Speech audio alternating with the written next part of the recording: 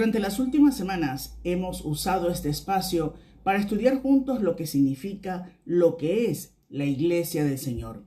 Guiados siempre por la palabra de Dios, descubrimos que la Iglesia no es solamente un edificio y que no valoramos su importancia basados en su estructura, en su arquitectura, ni en la capacidad de personas que llenan ese espacio en un evento dominical.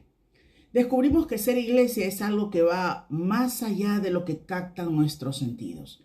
Descubrimos que la iglesia es un cuerpo vivo, una familia eterna, un ejército en marcha, un refugio para los rotos, un hospital para los enfermos. Descubrimos que la iglesia es el lugar donde encontramos un sentido de pertenencia eterno. Que en la iglesia no somos un asistente más ni un simple espectador, sino que nosotros somos iglesia. Somos el cuerpo de Cristo, la luz del mundo, la sal de la tierra. Somos la iglesia de Cristo no solo porque lo amamos, sino porque Él nos amó primero. Un cuerpo unido por la cabeza que es Cristo, posicionalmente unidos por la fe en el Señor. Descubrimos que fuimos edificados por Dios y que las puertas del Hades no prevalecerán contra nosotros, el pueblo de los redimidos. Descubrimos que somos llamados para anunciar las virtudes de aquel que nos llamó de las tinieblas a su luz admirable. Y que ese anuncio que damos como atalayas del Señor no es en nuestras palabras, sino en la suya, que está toda escrita en cada página de la Biblia. Y que debemos hacerlo al tiempo que tenemos vidas piadosas, que brindan el poderoso testimonio convincente de la obra de Dios en nosotros, quien nos ha capacitado para dar frutos espirituales que testifican todo el tiempo de Él. Descubrimos también que todo lo que Dios nos enseña a través de su palabra no sirve de nada si lo dejamos solo en apuntes o en recuerdos bonitos o quizás en amistades que hayamos encontrado en la congregación. Descubrimos que la iglesia es el corazón del propósito de Dios. Y aunque hoy despedimos esta serie de estudios sobre la iglesia con este episodio final y los anteriores, oramos para que hayan dejado una huella profunda en su corazón, motivándolo a vivir lo aprendido y a valorar su papel en el cuerpo de Cristo. Ahora es tiempo de ser lo que aprendimos. Hoy no cerramos una serie, abrimos una misión a la que nos llamó Jesús. No terminamos un estudio, encendemos una llama que nunca nadie podrá apagar. La iglesia sigue siendo el lugar donde Dios quiere sanarlo, restaurarlo y rodearlo de personas que caminan juntas, no porque sean perfectas, sino porque también han sido alcanzadas por su gracia. Por eso hoy le pedimos que si quizás usted se alejó de su iglesia, si en algún momento decidió no volver a congregarse más porque tal vez alguien en la iglesia le falló, lo juzgó o lo hirió y decidió alejarse para proteger su corazón, que es comprensible, porque el dolor incluso causa más daño cuando viene de un lugar que se suponía seguro. Pero hoy le pedimos que no deje que las fallas de las personas le hagan perder la relación con el Dios que ama, que perdona y que restaura. Recuerde que la iglesia no es un museo de santos, sino un hospital de almas heridas, donde no acudimos porque somos perfectos, sino porque necesitamos a Jesús. Y aunque los seres humanos fallamos porque somos imperfectos, Dios nunca falla y Él lo espera con los brazos abiertos. La iglesia visible, donde se reúne un grupo de personas que se llaman hermanos porque son hijos de un mismo Dios y donde cada miembro lo conforma, donde todos son válidos, todos importan y nadie es de menor estima. Es una iglesia que se congrega, donde juntos adoran a Dios, donde la comunión es viva porque es gobernada por el Espíritu Santo. Una iglesia que se reúne para tener comunión los unos con los otros, para el partimiento del pan, una iglesia que ora junta y que estudia la palabra, discierne y se edifica exhortándose los unos a los otros en amor, guiado siempre en el Espíritu por la palabra de Dios. Una iglesia que responde en obediencia al bautismo, la declaración de fe del cristiano, donde el Señor añade cada día a los que han de ser salvos, formando discípulos fieles, hombres y mujeres transformados por el Evangelio, que cuando salen de aquel lugar se diseminan para esparcir la palabra de Dios al mundo. Como dice Pedro en su segunda epístola, capítulo 3, despertando con exhortación a un limpio entendimiento, sabiendo que el día del Señor vendrá, y vendrá como ladrón en la noche. Por eso debemos andar en santa y piadosa manera de vivir aquí y ahora, mientras estamos en tiempo de gracia. La Iglesia. Este y los episodios anteriores están disponibles en nuestro canal de YouTube. A continuación, nuestro estudio final de la serie Iglesia. Permanezca con nosotros y al final recuerde compartir este programa. Escribía el apóstol Pablo a los filipenses que la Iglesia había sido dejada en medio de una generación maligna y perversa, en medio de la cual resplandecía como luminares en el mundo. Esta frase nos pone en medio del foco de la realidad de la Iglesia. Debemos brillar en medio de las tinieblas. Es una luz en la noche más profunda de la humanidad que se ha alejado de Dios. Sin embargo, cuando contemplamos la realidad de la Iglesia hoy, en el siglo XXI, vemos que la luz cada día es más tenue y la tiniebla cada vez más intensa. La Iglesia cristiana está sumida en una triste y profunda crisis espiritual y de valores que no haríamos bien en ocultar. Esta crisis no es actual, no es de este momento, sino que personalmente creo que es una crisis que viene desarrollándose desde algo más de 200 años en la historia de la Iglesia, que se ha acelerado de forma vertiginosa desde los años 70 del siglo pasado y que en los últimos 5 o 10 años se ha descontrolado. Por un lado, esta crisis comienza a gestionarse con el dominio del ser humano, donde el ser humano se realza en su faceta material, cree haber logrado conquistar la técnica, la ciencia, el confort. Una crisis que empieza a gestarse con lo que serían los albores de la revolución industrial, que se ha acuciado con la revolución científica.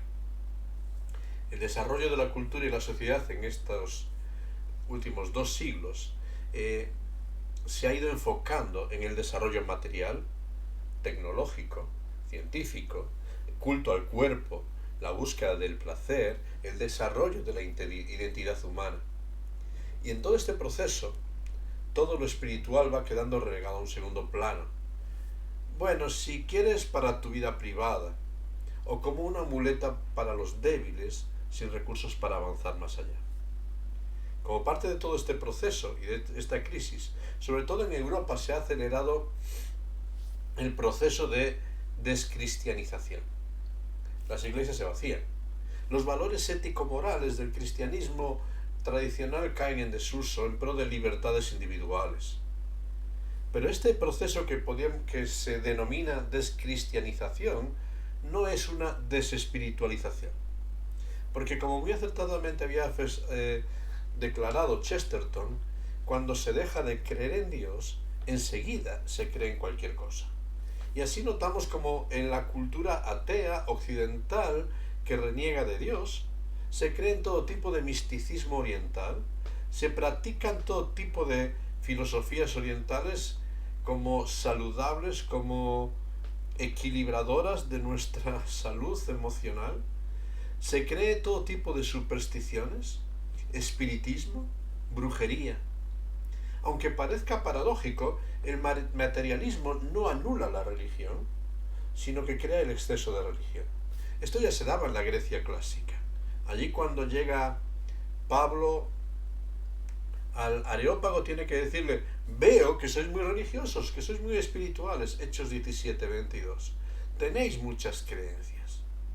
Esto se está dando en nuestra sociedad.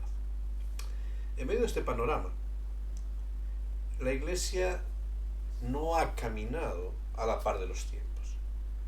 En muchas ocasiones la Iglesia se ha recluido en liturgias, tradiciones, dogmas, ritos que están muy lejos de llegar a la realidad y necesidad de la sociedad cambiante. La voz de la Iglesia muchas veces se diluye entre mensajes prefabricados, descontextualizados, o en otro extremo, por querer acercarse tanto a la sociedad, mensajes a veces mundanalizados, anunciando lo que nosotros creemos que este mundo necesita con las palabras que nosotros solamente entendemos. Como consecuencia, se manifiesta en la vida de muchos cristianos una realidad que es el enfriamiento. Cada vez más cristianos nominales, con una militancia profesante pero con corazones apagados. Y vuelve a resonar las palabras del profeta que tenía que a veces que reclamar al pueblo de Dios en muchos momentos, como dice el profeta Isaías 29, versículo 13. Este pueblo se acerca a mí con su boca, con sus labios me honra, pero su corazón está lejos de mí. Y su temor de mí no es más que un mandamiento de hombres que les ha sido enseñado. En busca de la verdad que satisfaga nuestros oídos y que responda a nuestra lucha entre las tinieblas y la luz, incluso también contra una iglesia anclada en liturgias variadas, según grupos denominacionales, empeñados en discursos descontextualizados. Está en apogeo en los últimos años, también con este desarrollo científico, lo que podemos denominar como la iglesia virtual. Un movimiento en donde desde la privacidad de mi hogar me adhiero a grupos afines de pensamiento.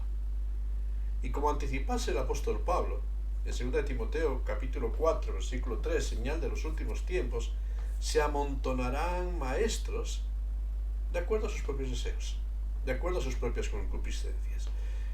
Maestros que nos digan lo que queremos oír. Toda una pléyade de maestros que, más allá de confrontarnos con la verdad, propagan su verdad sin confrontación, atribuyéndose el derecho a condenar o descalificar a los que no piensan igual que ellos. Una comunidad de personas que justifiquen sus credos, que no confronten y en donde es fácil desconectarse para seguir con los parámetros de la vida propia. ¿Cuáles podríamos decir que son las causas de este enfriamiento, descristianización, alejamiento de los valores de la palabra de Dios? ¿Cuáles son las causas de que la luz que hay en nosotros no esté brillando en el presente? Quizás la respuesta fácil es siempre mirar hacia afuera, acusar a todos los ismos de la cultura como los responsables. Hablamos de esas filosofías como materialismo, hedonismo, ateísmo, gnosticismo, etcétera, etcétera, etcétera, un montón de ismos que hay en nuestra sociedad. Y cuando pensamos así, la Iglesia termina convirtiéndose como en un un héroe que lucha contra todos estos ismos. Todo lo social que se manifiesta en nuestro entorno es negativo. Condena, denuncia, se altera, prohíbe, pero no resplandece. Y nos cuesta entender que lo terrenal gana terreno, que lo humano conquista. Porque como advierte el propio Señor Jesucristo en Mateo 6:23, cuidado, que la luz que hay en ti no se apague. Alfred Kuhn, analizando ya hace unas décadas la realidad de la Iglesia, advertía: el cristianismo se ha marchitado, se ha desnaturalizado hasta el punto de no tener respuestas válidas para el ser humano, de no tener metas deseables. Porque la Iglesia debiera atraer a las almas a Cristo. Y sin embargo, a menudo ha acabado un foso de separación entre el mundo y Dios. Hemos creado multitud de filosofías religiosas, en formas de dogmas, liturgias, lineamientos, olvidando que el mensaje sencillo del Evangelio es el que tiene poder. Dice el apóstol Pablo en Romanos 1:16 que es poderoso el mensaje del Evangelio para salvar. Ese mensaje es simple: cree en el Señor Jesucristo y serás salvo, sin más artificios, sin más liturgias. Hemos descansado en muchas ocasiones en todo tipo de estrategias humanas, manuales de evangelización, también manuales de crecimiento, manuales de impacto, y en muchas ocasiones hemos intentado conquistar a lo humano con lo humano, olvidando que es solo el poder del Espíritu Santo, impulsado por la oración, el que cambia la historia. Y sabes, si ves la realidad de la Iglesia en el presente, ha dejado de ser una iglesia de oración. Quizás hay acción, quizás hay eventos, quizás estamos empeñados en impactar con nuestros medios, con nuestros recursos, en señalar que estamos ahí. Pero somos por poco perseverantes en la oración. Y eso evidencia que nuestra fe la depositamos en nuestras fuerzas, en nuestros recursos y no en el poder de Dios. Entonces, en medio de este panorama, ¿qué remedios podríamos ver para la Iglesia en el presente? ¿Cuál debe de ser el énfasis de la Iglesia hoy? ¿Qué necesitamos? Brevemente, unas sencillas reseñas que pueden ser necesarias para el presente, aunque creo que no van a ser fáciles, por todo lo que supone de ruptura con lo aprendido, con lo que consideramos, con lo que hemos vivido. Pero el cambio comienza por reconocer que necesitamos empezar a cambiar algo para que la luz de la Iglesia resplandezca en medio de unas tinieblas que cada vez ganan terreno. Permíteme destacar 4 ideas muy entrelazadas entre sí. En primer lugar, creo que de forma urgente la Iglesia necesita reavivar el poder del Espíritu.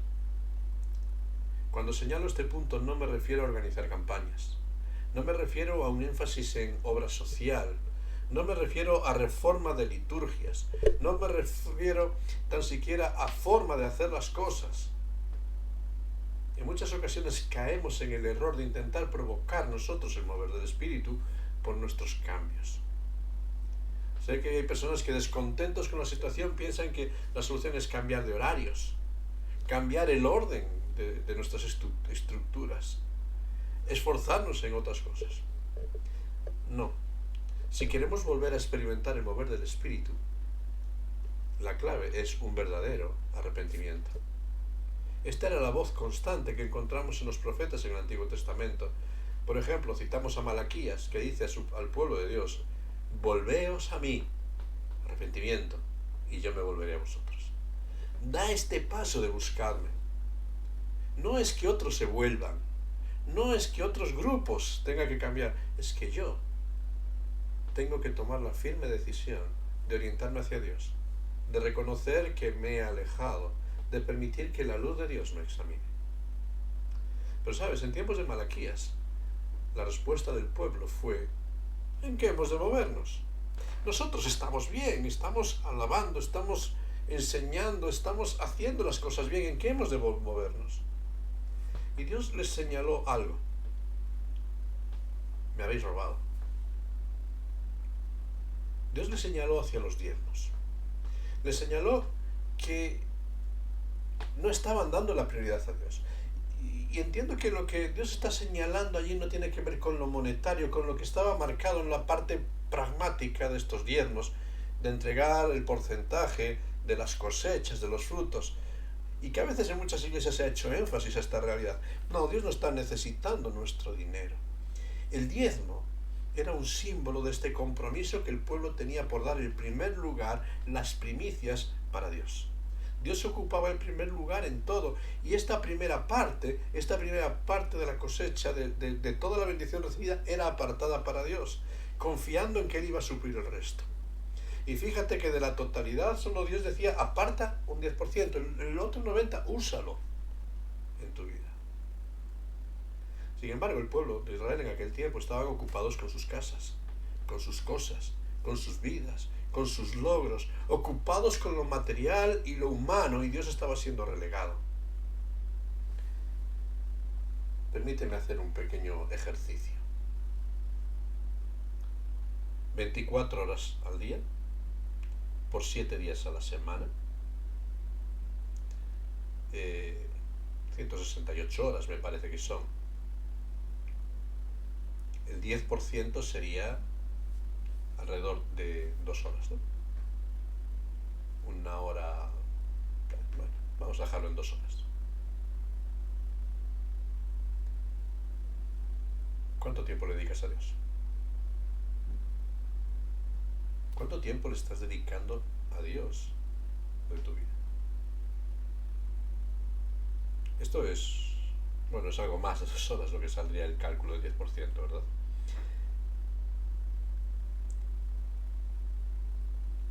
¿Le estaban robando la dignidad que Dios merecía y nosotros? ¿Estará la iglesia del presente robando a Dios? ¿Estaremos haciendo cosas para Dios en su nombre, pero dejando a Dios a las puertas? Necesitamos dar una vuelta, no a nuestras liturgias, que son muchas veces muy correctas, no a nuestras creencias, que están bien formuladas, sino a nuestro corazón. ¿Está en sintonía con Dios? Revivar el poder del Espíritu es realinear nuestro corazón hacia Dios y en Dios. Quizás en segundo lugar necesitamos, si bien revivar el poder del Espíritu, también permitir una reforma en nuestras vidas. Perdón. En los tiempos de la Reforma protestante se pronunció un lema: la Iglesia reformada y siempre reformándose. La reforma de la Iglesia es una necesidad constante, que no se produce en un momento del tiempo.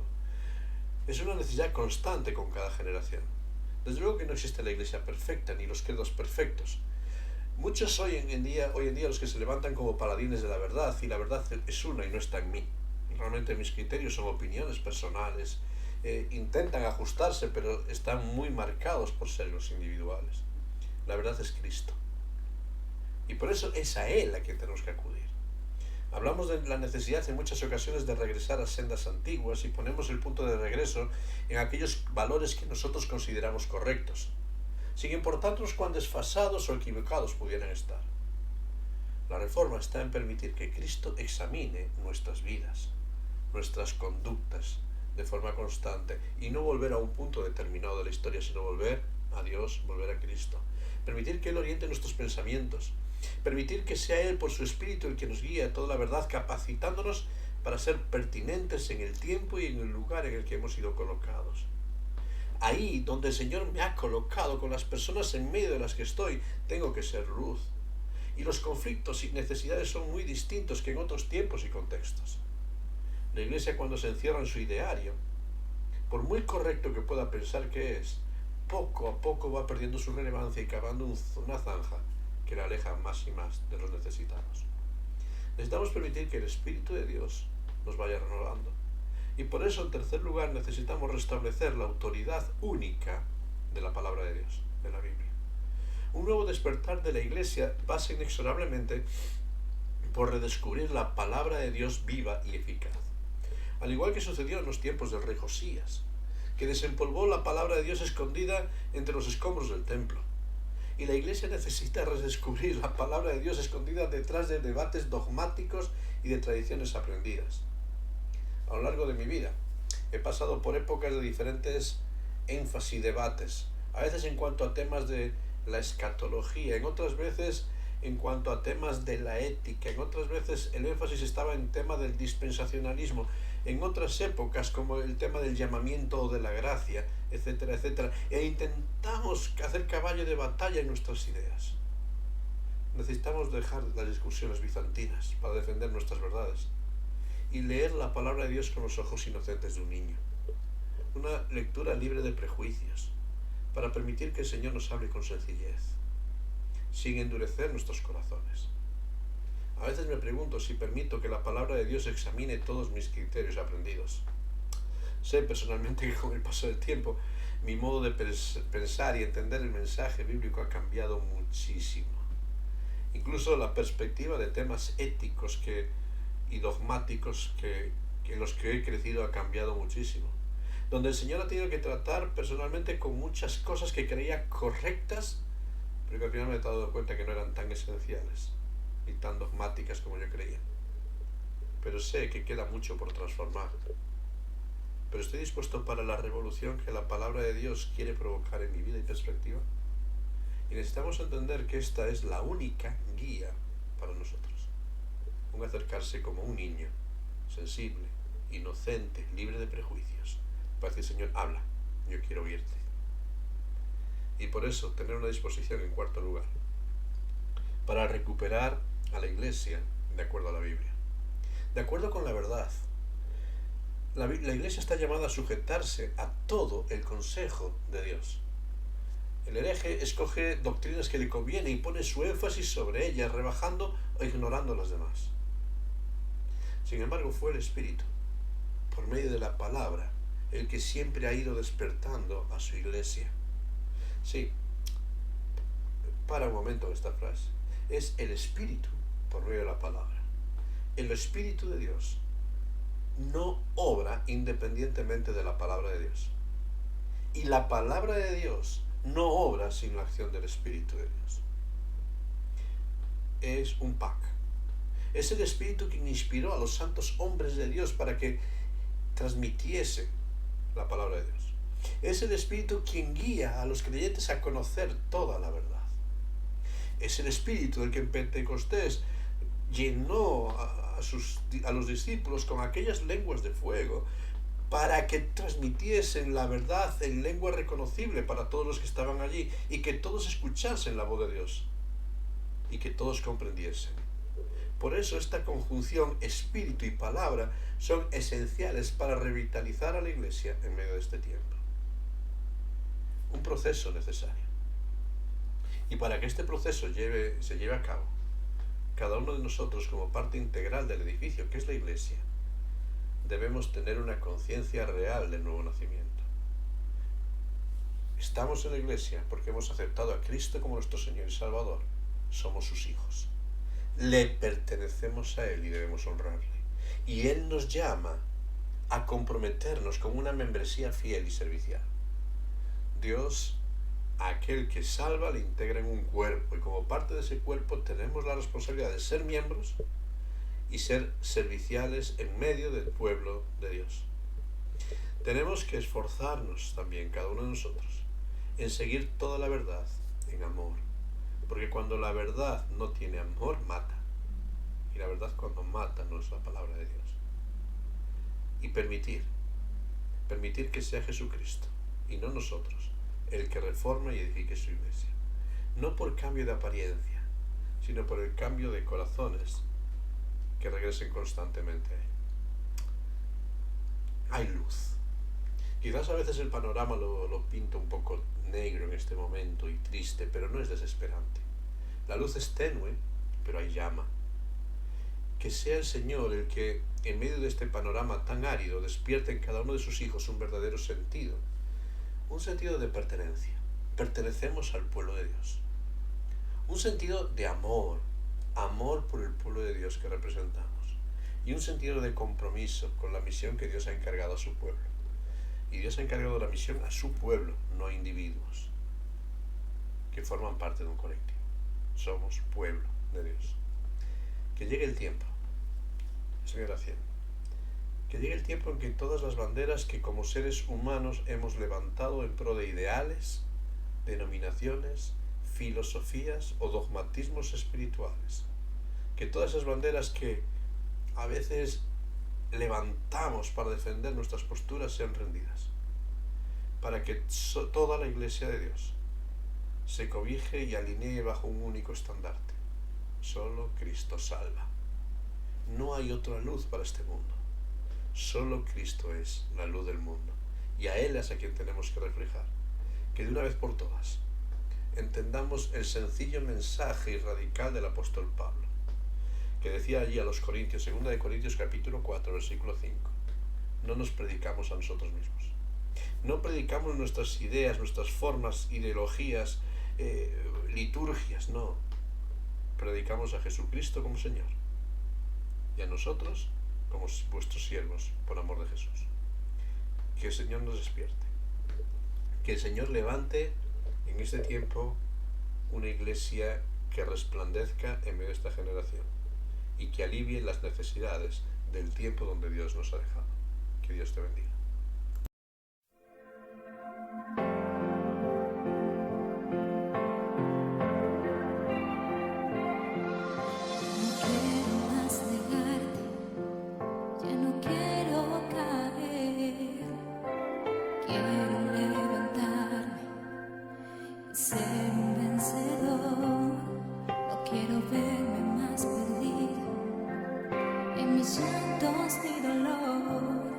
Quiero ser útil a tu causa y ser triunfador.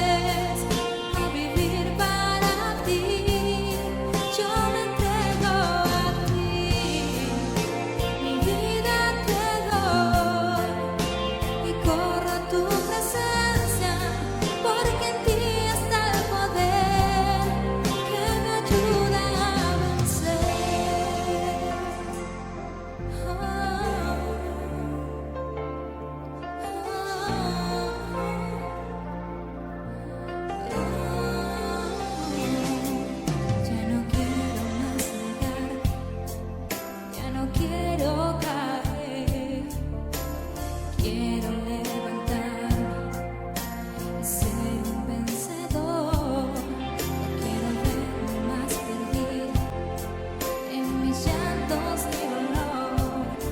Quiero ser útil a tu causa, ser un triunfador. Ven y entra a mi vida, cambia todo por favor. Dame fuerzas para yo vencer. Yo quiero ser un vencedor y adorarte con el alma y adorarte con mi voz. No te quiero fallar, no te quiero negar, solo quiero que me ayudes a vivir para ti. Yo me entrego a ti, mi vida te doy y corro a tu presencia, porque en ti está el poder. Yo quiero ser un vencedor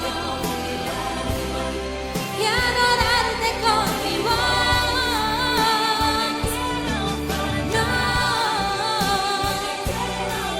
No, a vivir para ti.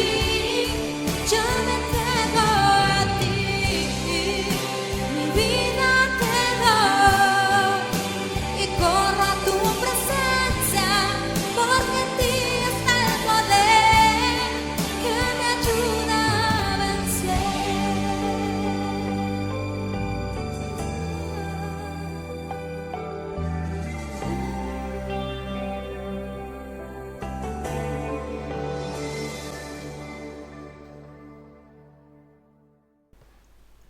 Ahora en el mensaje,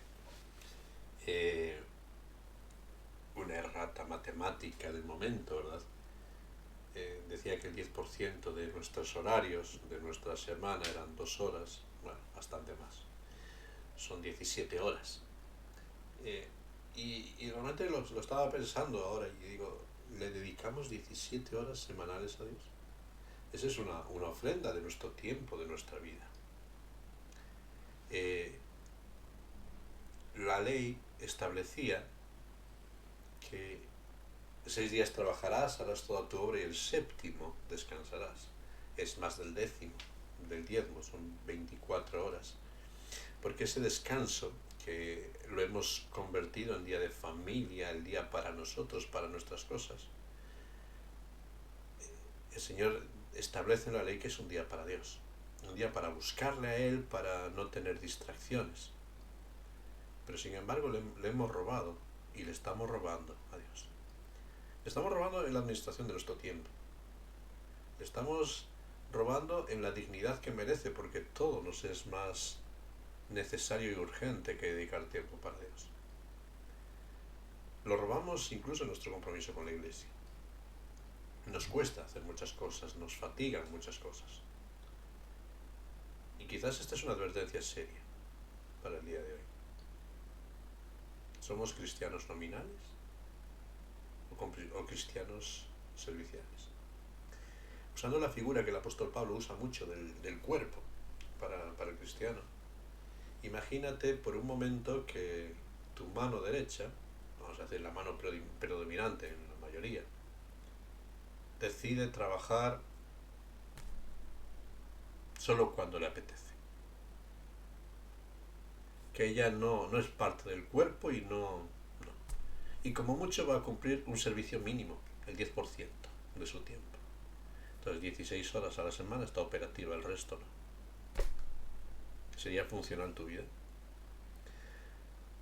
Lógicamente es un ejemplo burdo, pero es lo que pasa con la vida espiritual. Cuando no dedicamos tiempo para Dios, nuestra vida se enfría, se apaga, colapsa. Y al final, ¿qué reflejamos en medio de este mundo? ¿Los mismos ideales de este tiempo o los ideales de Dios? Que el Señor nos ayude a hacer una reflexión seria. Necesitamos volvernos a Dios, volver a dar la prioridad a Dios. Y ahí empezará un cambio. La Iglesia, y en un sentido los miembros de la Iglesia, necesitamos cambiar. Pararnos un momento en nuestro camino y decir: Señor, necesitamos de ti. Vamos a pedir al Señor que nos ayude para examinar la realidad de nuestras vidas y entender realmente si somos conscientes de nuestro nuevo nacimiento, las implicaciones que tiene ser hijo de Dios y ser miembro de la familia de Dios. Padre Celestial, gracias por todo lo que nos has dado. Gracias por tu amor, por tu entrega, por tu sacrificio. Gracias por tu bondad. No permitas que caigamos, Señor, en la apatía, en la frialdad o en la tibieza. Esa tibieza que tú rechazas. Enséñanos a estar apasionado contigo y con tus cosas. Enséñanos a estar apasionados con tu pueblo y con tu obra. Porque realmente es ahí donde vamos a reflejar tu gloria, donde vamos a transmitir tu poder. Sí, Señor, nuestro compromiso es contigo, es verdad, pero es compromiso con tu pueblo, con ese pueblo donde tú nos has colocado, donde tú nos has integrado. Entonces, Señor, enséñanos a ser miembros activos, serviciales, entregados, comprometidos, y que amemos tu iglesia, esa iglesia que tú has creado. Por eso, Padre Celestial, dirígenos, acompáñanos, guíanos y enséñanos a cumplir nuestra parte. Gracias por todo lo que nos has dado. Gracias por los retos que nos lanzas para buscarte cada día más. Enséñanos a vivir cerca de ti. Te lo pedimos y te damos gracias en tu santo y bendito nombre. Amén. Que Dios te bendiga en todo este tiempo.